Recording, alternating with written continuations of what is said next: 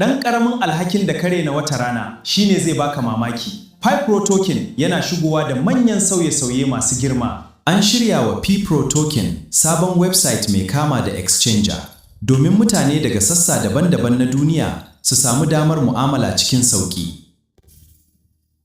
An kuma shirya kona wani ɓangare na total supply na PI PRO Token domin rage yawan token da ke kasuwa.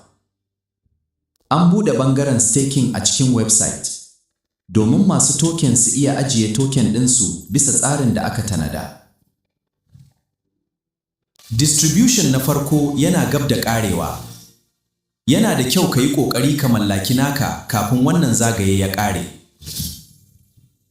PI PRO Token na ci gaba da bunƙasa. Ka ci gaba da bibiyar bayanai daga PI PRO Arewa. Saƙo daga Usman Yusuf, mamba na PI PRO Arewa Association. Lokaci yayi da za ku mallaki naku.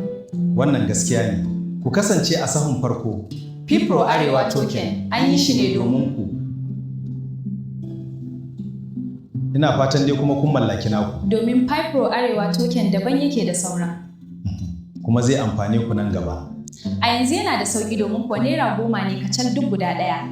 Bature ya ce the earlier the better, kar ka bari ya ƙara tsada baka da shi.